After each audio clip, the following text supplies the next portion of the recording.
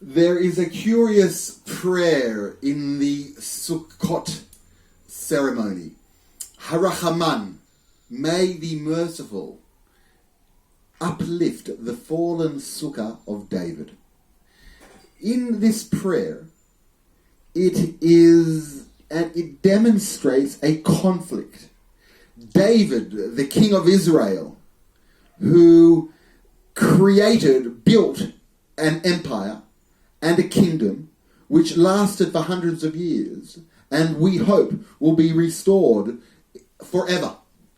The idea of permanency relating to David on one hand, on the other hand, that the restoration of David's sukkah, David's impermanent hut, the hut of David, which required rebuilding every year, the idea of impermanency within permanency is an idea which is expressed through such a ceremony and through such a prayer, that we understand that there is always going to be decay, that something will be rebuilt and will require to be rebuilt and restructured again.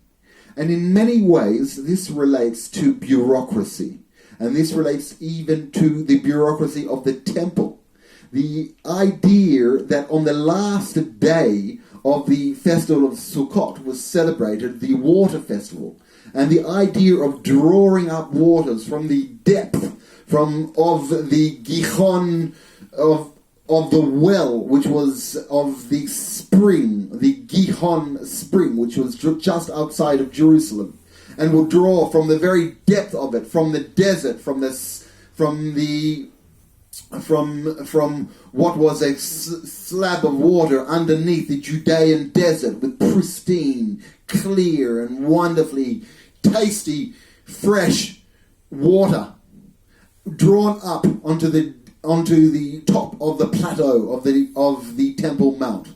This expression boasts of technology, but which was required only in sophisticated bureaucracy such as the temple and all of its wealth. On one hand, the idea of renewal of the bureaucracy. The themes at work between impermanence of the sukkah, between the purity and being drawn up from the ground of the water to the establishment of the stone on the rock.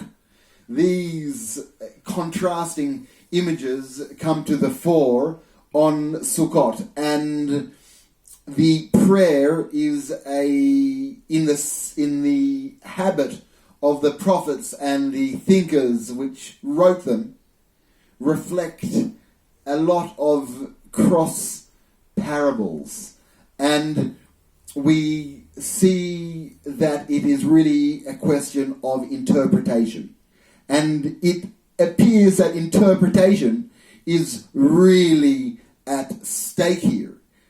Even the temple itself was given to the struggles between schools of philosophy, of thought, between the priests and the Levites, between the Sadducees and the Pharisees, between different kings and their advisors and their interpreters and the prophets and the various types of prophets. The entire interpretive tradition is what is at stake, and is being reflected by the idea of the sukkah, the canvas which is built on us and which comes down and is continually put up and continually comes down, and it is the interpretation every year and every cycle and every experience that is important. So much so that one could say that the entire Western or the entire civilization so far for the last 5,000 years reflects a dialogue between this impermanence of the sukkah and the permanence, but most importantly of interpretation, that civilization stands on the ability to interpret one thing to be another. And the demonstration of this is in the language, the basis of language, where the verb, one thing, can mean something else with just a matter of a word, a pronunciation. The interpretation of something can change radically. And that allows for a structure to be spread itself transgenerationally over time, to guide and to change its form over time, to adapt itself over time.